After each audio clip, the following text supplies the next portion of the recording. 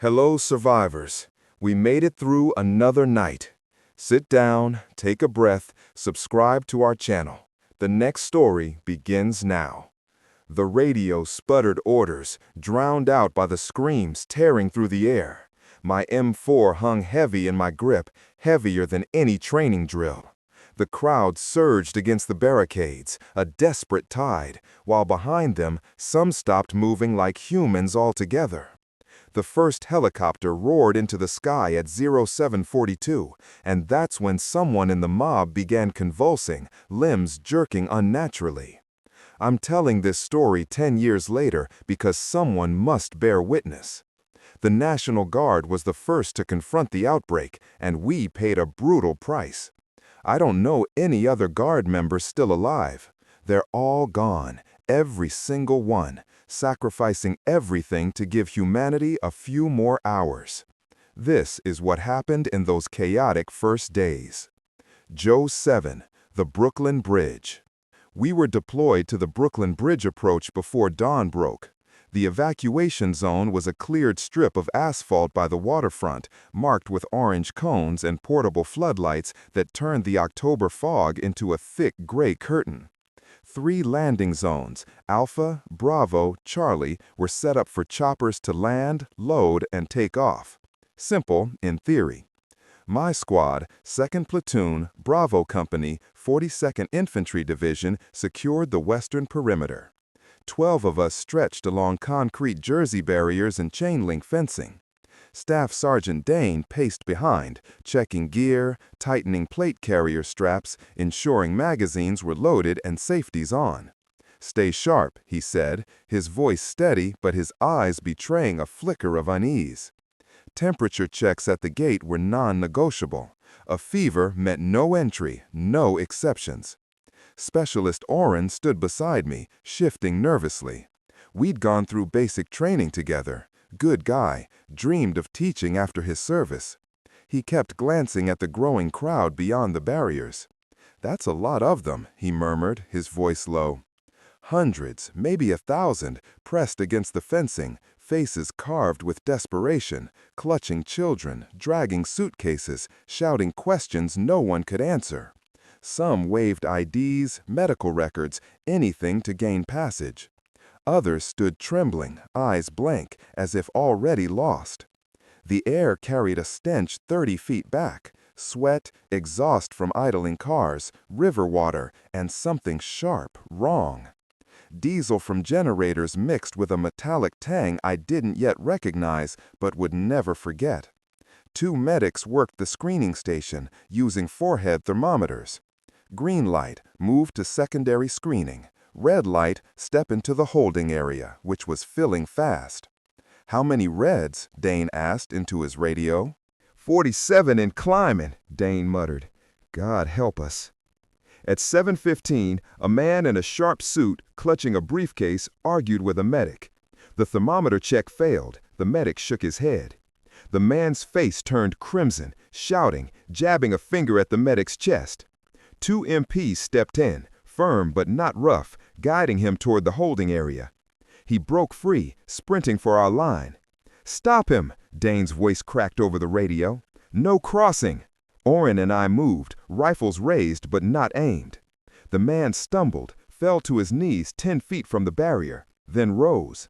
His eyes were wild, tears streaming down his face. "Please," he gasped, "I need that chopper. They're everywhere." He froze, swayed, hand to his forehead. "Sir, return to the holding area," I said, my voice thin, barely audible. He stared, his expression hollow, not anger, not fear, but something emptier, like a void. Then he collapsed. Medics rushed over, one checking his pulse, the other his temperature. The thermometer's shrill triple beep cut through the noise. 104.8, a medic said. "Medical, now." They dragged him off, his eyes tracking us with eerie intensity. Olin exhaled, wiping sweat from his brow. Close call.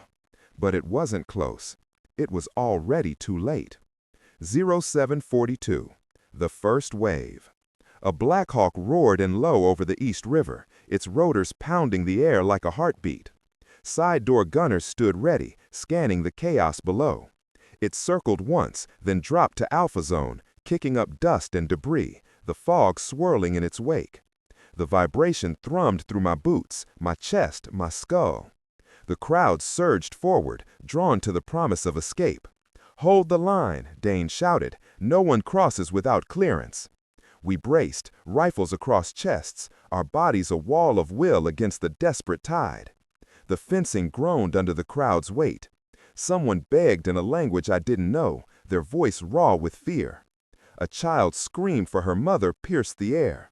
I kept my eyes forward, avoiding their faces, focusing on the task. VIPs boarded quickly. I recognized a congressman from TV, his face pale, avoiding our gaze as he buckled in, staring straight ahead. The chopper lifted at 0747, banking hard right into the fog. The crowd's cries turned sharper, angrier, like a wound torn open. "Second bird inbound," the radio crackled. 2 minutes. Those 2 minutes felt like an eternity. At 0749, a woman in the screening line coughed, a wet, guttural sound, like something was ripping inside her. The medic stepped back, hand on his radio. Her head snapped up, eyes clouded, vacant, yet fixed on his throat. She lunged, teeth sinking into his arm, tearing through his uniform. He screamed, collapsing. The second medic tackled her, but she turned, biting his face. "Shots fired!" someone yelled, though no one had pulled a trigger. Panic erupted like a spark in dry grass. More people convulsed. 3, 5, too many to count.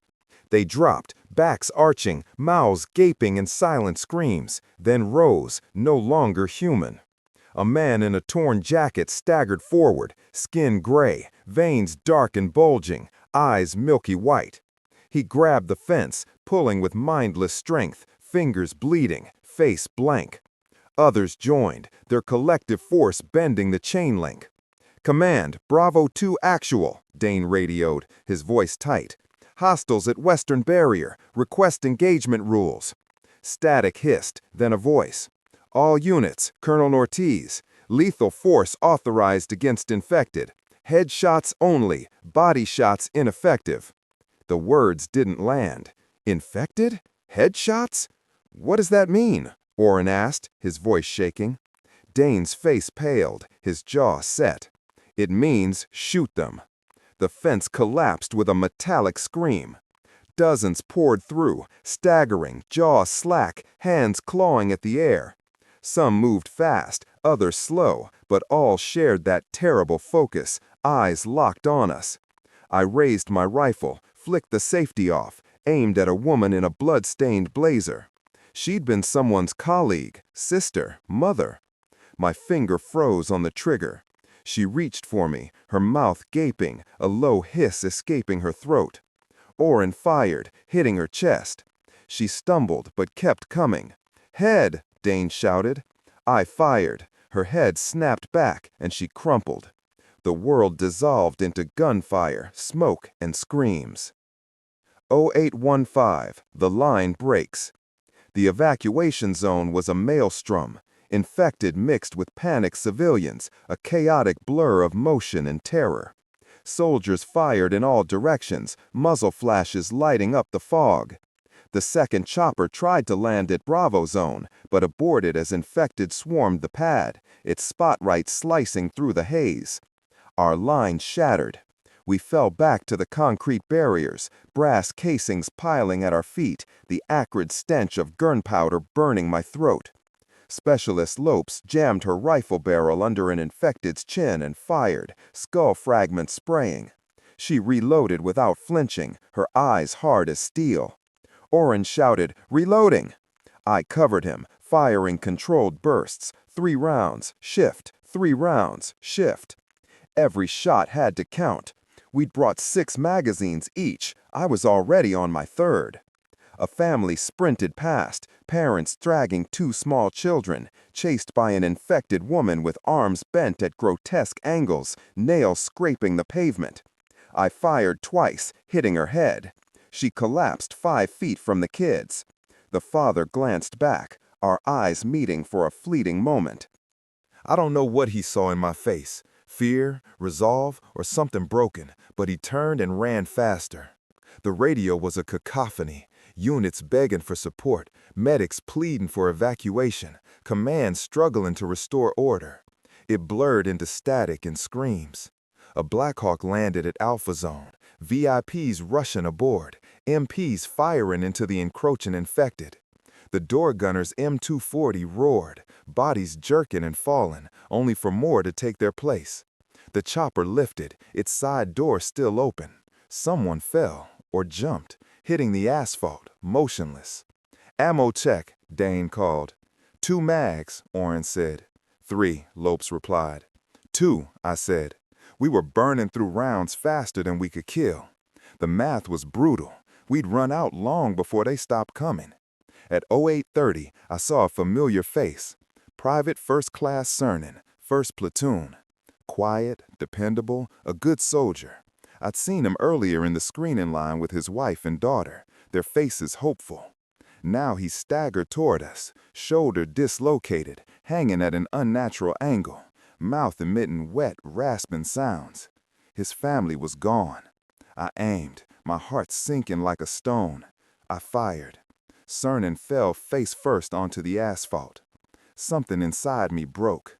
Hope, humanity, the last shred of who I'd been. After that, every face was a target. They weren't people anymore. They couldn't be. If they were, I was a murderer. So, they were infected, hostiles, threats. That's what I told myself to keep firing.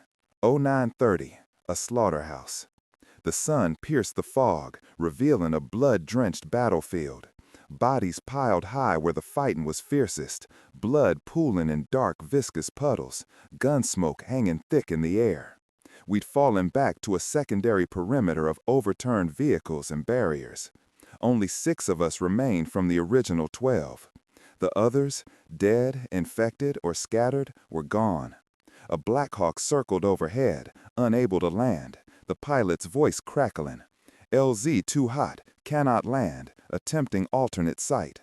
"Where?" Specialist Rivera demanded. "Stand by." We waited, the infected closing in, stepping over corpses with relentless focus. There were hundreds now, drawn from deeper in the city by the noise. Specialist Chen's rifle clicked empty, no spare magazines.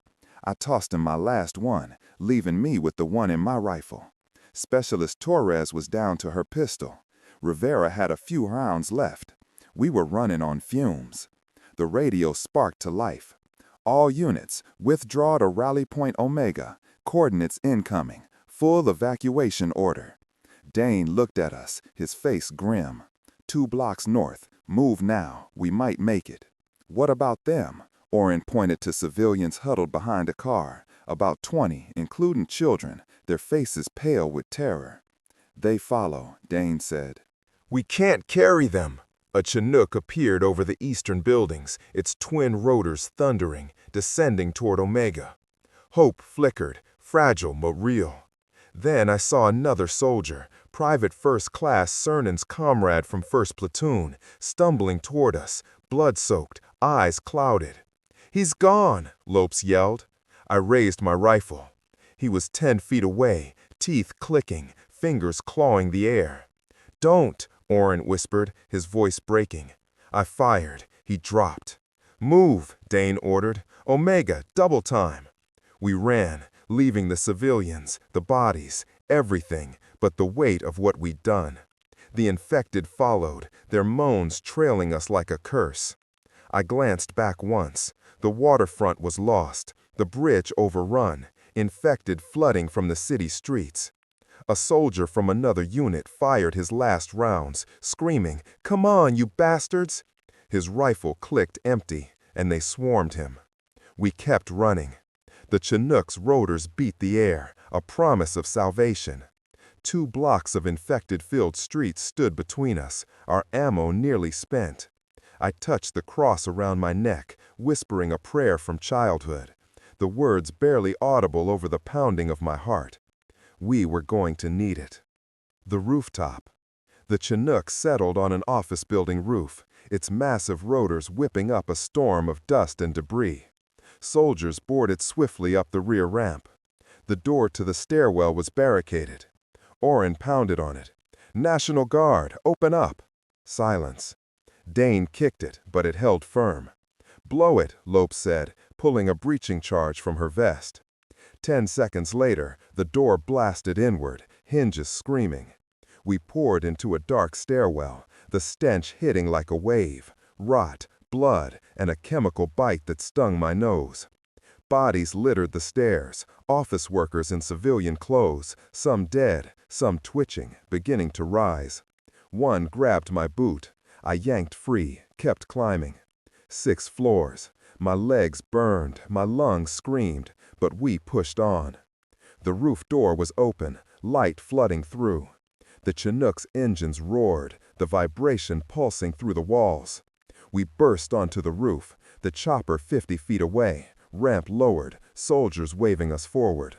20 were already aboard, with room for a few more. An infected woman swayed near the roof's edge, drawn by the noise.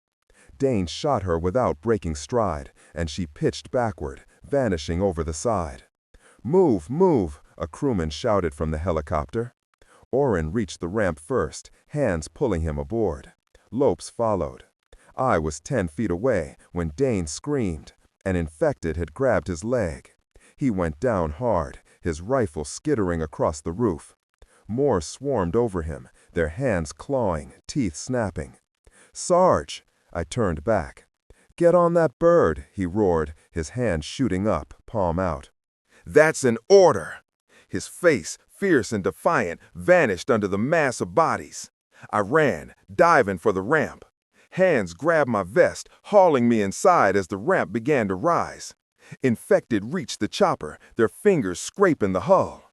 One grabbed the ramp's edge, clinging with unnatural strength. A crewman stomped on his hand until it let go and fell. The Chinook banked hard, the roof shrinking below.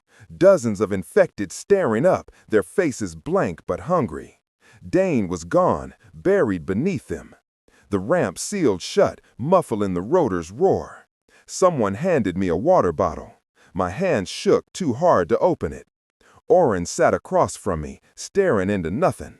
López had her head between her knees, breathing in shallow gasps.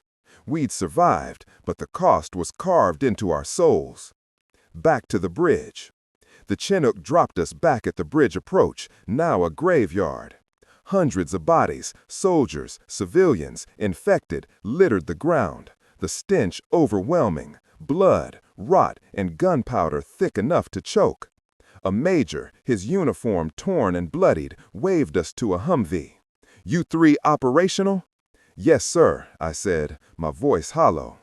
"Grab ammo from the truck, get on the line. One more extraction, VIPs from Manhattan." Orin stared at the carnage, his eyes distant. "Sir, this position's compromised." "I know," the major said. "Hold it anyway." We loaded up, 6 magazines each. 30 rounds per magazine, 180 total. Against thousands of infected, the math was a death sentence. López overheard. Final extraction at 1100. 3 Chinooks for VIPs and whatever security remained.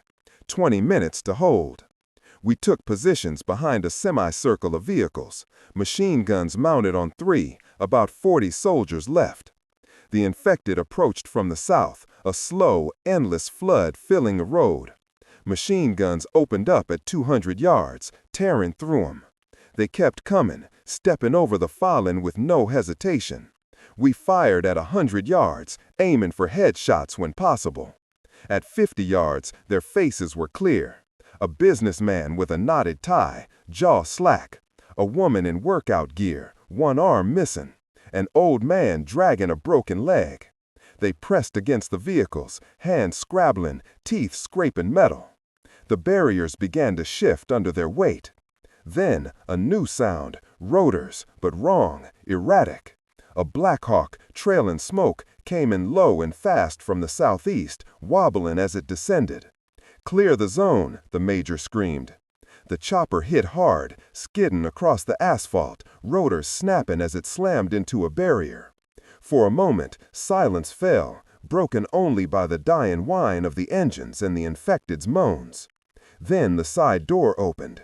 Infected in flight suits poured out, a dozen, their movements jerky, faces gray, driven by that horrible purpose.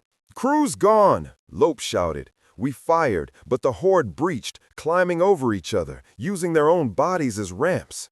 Another sound overhead, a Chinook, listing, black smoke pouring from one engine. It clipped a light pole, spun, and crashed 300 yards away, the impact shaking the ground. The rear ramp tore open, and infected swarmed the survivors inside. "We're done," López said, firing her pistol, her rifle long empty. "There's no extraction." "Hold," the major insisted, his voice desperate. A Blackhawk circled above. "LZ too hot," the pilot radioed. "Cannot land. Withdraw to Echo, 6 blocks north." We fell back, firing as we moved, formation crumbling. A soldier with a torn arm lagged behind. I tried to pull him along. "Leave me," he gasped, turning to fire his last rounds. We left him, his screams fading behind us. At Echo, a wide intersection with clear sightlines, the Blackhawk descended, its door gunner firing into the streets. We sprinted, infected closing from all sides. Orin reached the chopper first, then López. I was 10 feet away when an infected grabbed my ankle, dragging me down. My face hit the pavement, my rifle clattered away. López leaned out, yelling, "Grab on!" I kicked free, lunged, and caught the landing skid as the chopper lifted. Hands hauled me inside as it banked right. Below, the major fired his pistol into the swarm until they pulled him down. The gunner fired until we were out of range. Silence settled, heavy and final. We'd lost the bridge, the city, half our people in an hour. The pilot's voice crackled. "Setting down at staging area Bravo. ETA 8 minutes. 8 minutes to regroup, rearm, and face new orders. The infected weren't stopping, they were spreading, and we were the last line before the evacuation routes north. I looked at Orin and López, both covered in blood, theirs infected, both. Their faces were hollow, empty. We'd survived again, but at what cost? The city burned behind us. Staging area Bravo, the staging area was barely controlled chaos, trucks unloading supplies, soldiers grabbing ammo and MREs, helicopters landing and taking off in minutes. We climbed off the Blackhawk, dazed, unsure where to stand or what to do. A sergeant with a clipboard found us. "Bravo Company?" "What's left of it," I said. "Rearm, hydrate, back out in 20. "Where?" López asked, her voice flat. "Wherever they send you." He moved on to the next group of shell-shocked soldiers. We found the supply area, loading up with 6 magazines each. I'd burned through 6 in the last fight. At this rate, I'd be out by nightfall. Orin sat on an empty ammo crate, staring at his trembling hands. "I can't stop them from shaking," he said. "Adrenaline," López said. "Drink water." He tried, but the bottle slipped, spilling on the ground. He stared at it, confused, lost. I picked it up, held it for him while he drank, his eyes unfocused. "Hey," I said softly, "stay with me." "I'm trying," he whispered. "I keep seeing Dane, Cernan, all of them. We can't win this." I had no answer. He was right. A loudspeaker crackled, "All personnel to staging area Charlie for briefing." We shuffled across the field, legs moving on instinct, everything numb. About 200 soldiers gathered, remnants of thousands deployed that morning. A colonel, his uniform pristine, stood on a platform. "As of 1100 hours, Manhattan is lost. All bridges are overrun. Evacuation routes are compromised. Our mission is to hold defensive positions along Route 9 while civilians evacuate to Westchester and beyond." His words were clean, strategic, like moving pieces on a board. "I know you're tired. I know you've been through hell, but we're the National Guard. This is what we trained for, to protect our people when everything fails." Someone nearby laughed, a bitter, broken sound. "You'll be assigned positions along Route 9. Hold for 24 hours, then fall back. Questions?" Hundreds, but no one spoke. What was the point? Dismissed. Report to your squad leaders. Our squad leader, a staff sergeant about 40 with tired eyes and a bandaged thigh, found us. 4th Squad, overpass at mile marker 14. Bus leaves in 10. What are we defending? Lope asked. Everything coming from the south.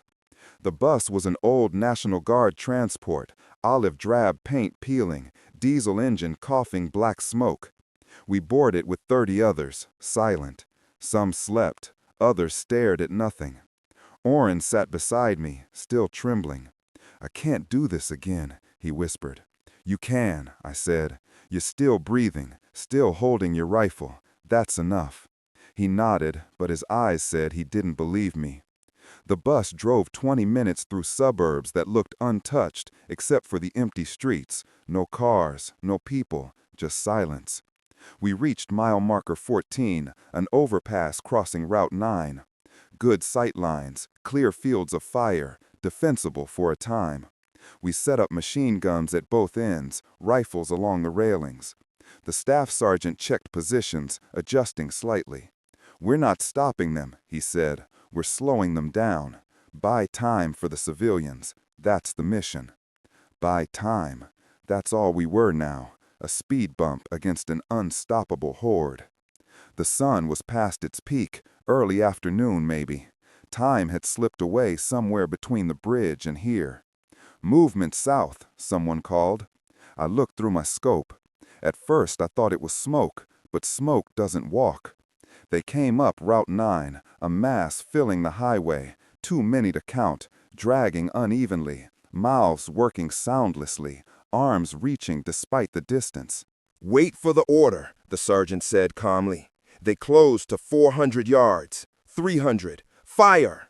Machine guns hammered, rifles cracked, and the front rank dropped. But the ones behind stepped over them, no fear, no hesitation, just forward motion.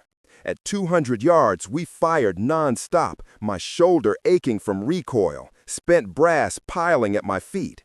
At 100 yards, they hit the embankment, climbing over each other with that low, throat-scraping moan. Fix bayonets, the sergeant ordered. We had none. Rifle butts and knives would have to do. They reached the overpass, scrambling up the embankment, arms bent wrong, faces slack. An infected man grabbed the railing, pulling himself up. I shot him between the eyes. He fell back, another taking his place. We're being overrun, someone yelled. Hold the line. The sergeant fired his pistol into an infected woman crawling over the rail. But we couldn't hold. They swarmed like ants, using their own bodies as stairs. Orrin fired mechanically beside me, his rifle clicking empty. He fumbled a magazine, watching it fall over the edge. I'm out, he said. Lopes tossed him her last one. That's it. An infected grabbed the sergeant's leg. He fell, and they swarmed him in seconds. Fall back, someone screamed. We ran to the bus, its engine already running. We piled inside, firing out windows as infected climbed the vehicle, their hands scraping metal. The driver floored it, grinding over bodies, the door slamming shut.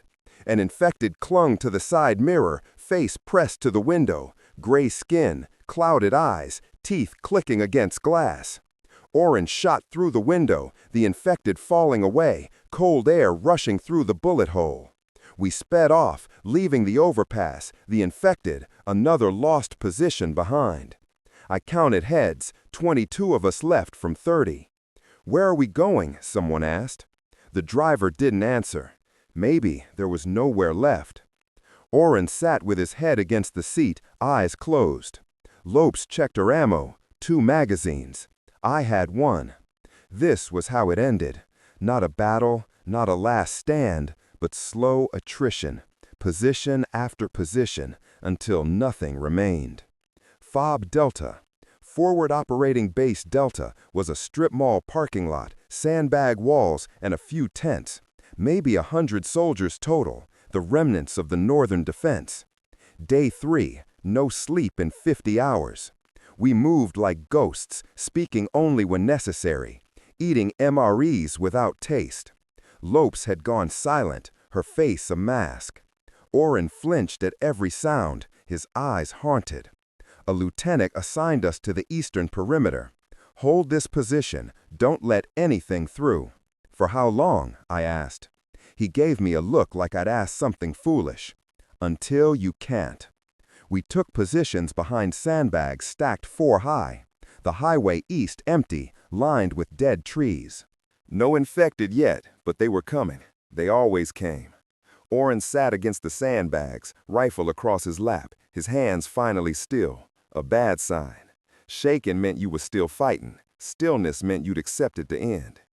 Anyone left in the city? He asked quietly. No, I said. Maybe your sister got out. He was silent. Then, she lived in Brooklyn. Lived?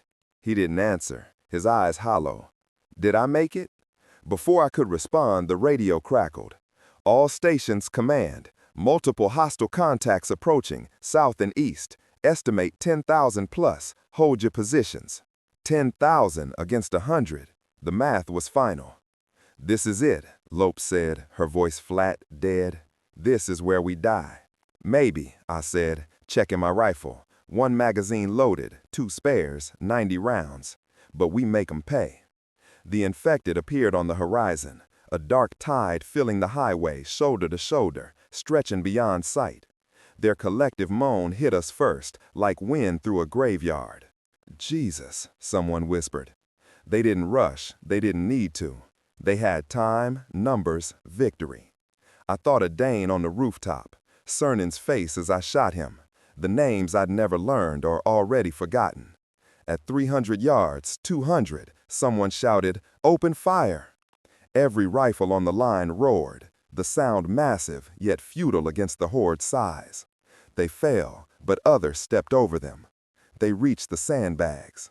An infected woman climbed over, face gray, jaw loose. I shot her. Another took her place, then another. My magazine ran dry. I loaded my last. Orin fired methodically, each shot precise. An infected man, one arm missing, grabbed the sandbag wall.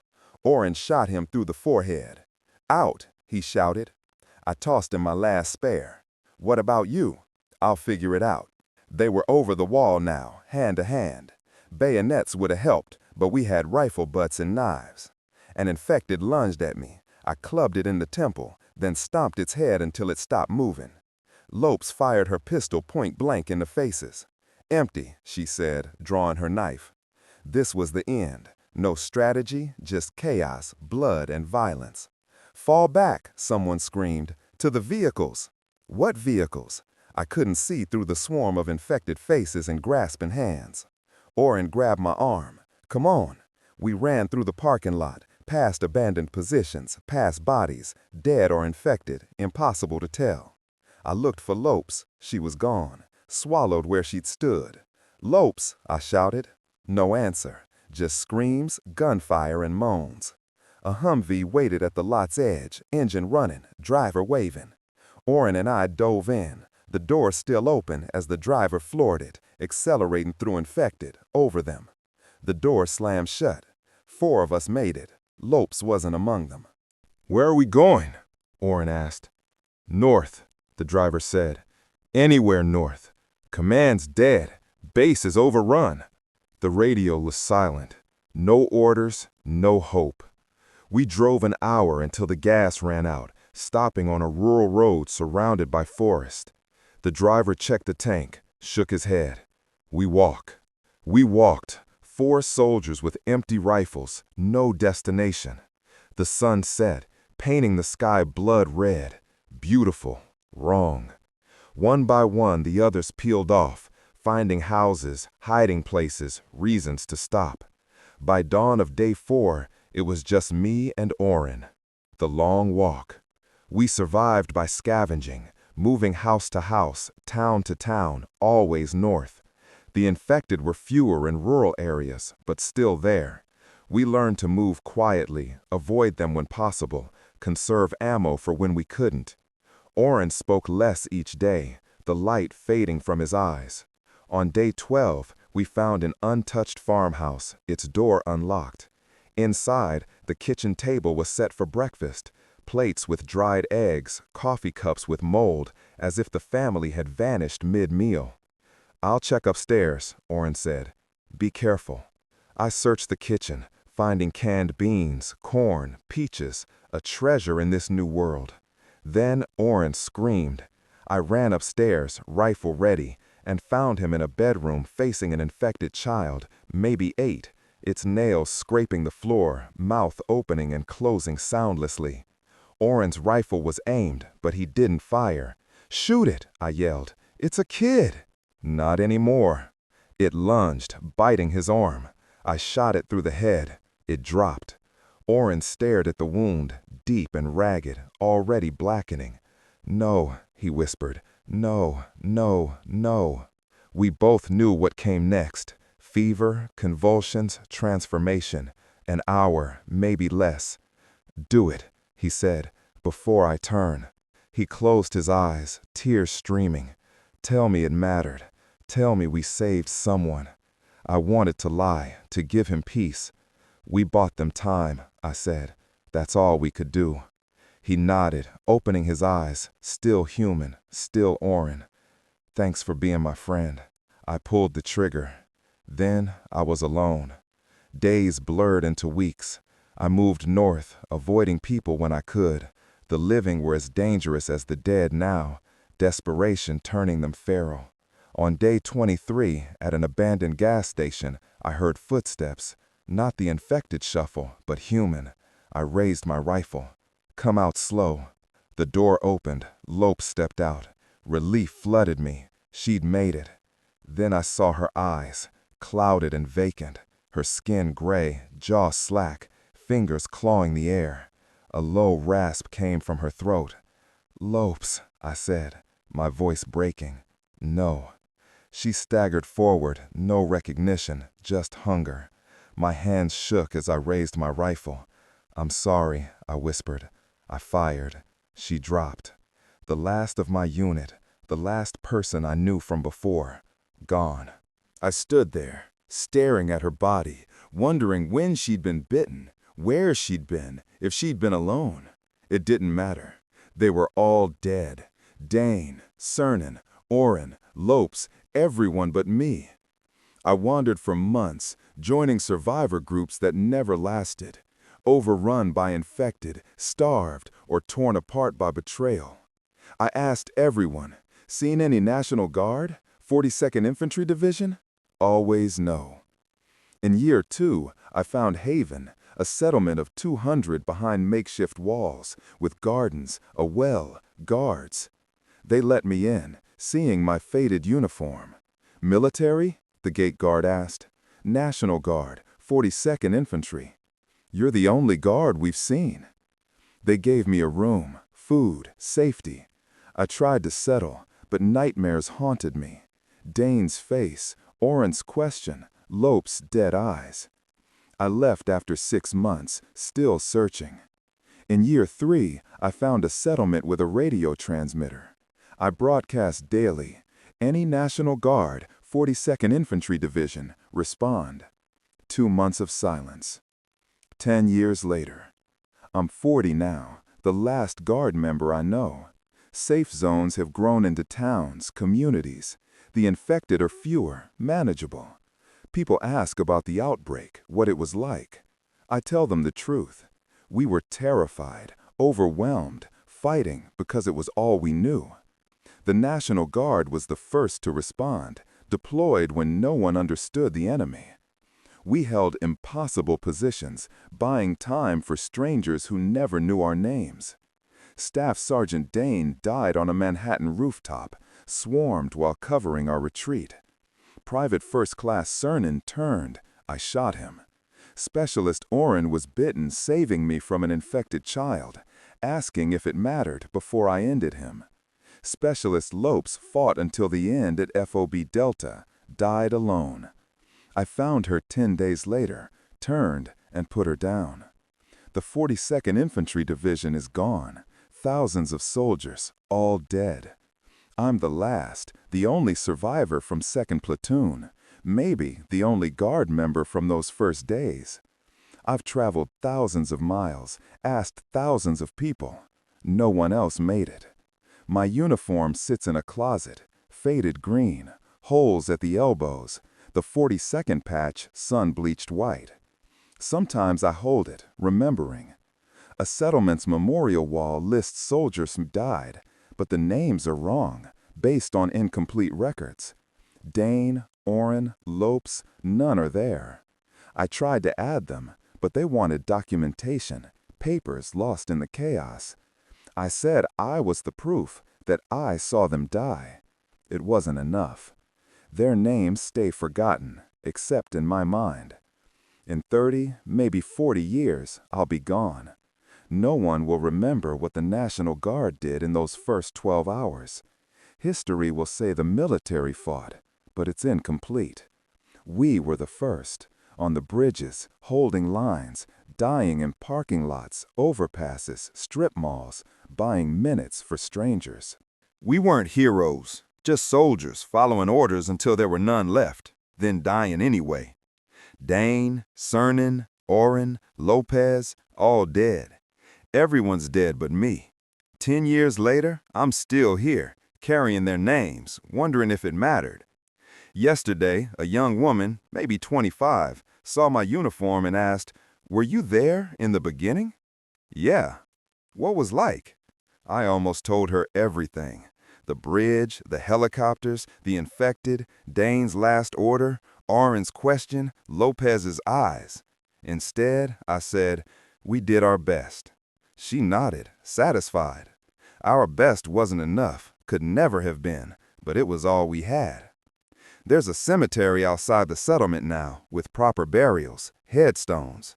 I sit there sometimes, thinking of their headstones. Dane died so others could live. Cernan turned, I killed him. Olin died asking if it mattered. López fought to the end, died alone. Simple, true, forgotten by all but me. I'm tired, have been for 10 years, but I'm still breathing, still carrying their names. If I forget, who will remember? If I die without their story, who will know they existed? I'm the last witness, the last voice of the National Guard from those days. My mission now isn't to fight or survive. It's to remember, to carry their names until I can't. When I die, they'll die with me. Truly, the final death when the last memory fades. But not today. Today, I remember Dane, Cernan, Olin, López, 2nd Platoon, Bravo Company, 42nd Infantry Division. I remember the bridge, the helicopters, the infected, the screams. I remember we fought, bled, died, buying time for a world that moved on. The word zombie is rarely used now, too cinematic. We say infected, clinical, precise. But they were zombies, the dead walking, a nightmare made real. We were the first to face them, the first to die. The National Guard, America's first responders, its first casualties.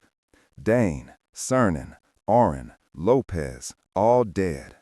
I'm the last, the only one left to say, we were there. We fought, we bled, we died. The world survived because we bought them time. That's the truth, and I'm the only one left to tell it. 10 years later, still here, still alone, still remembering.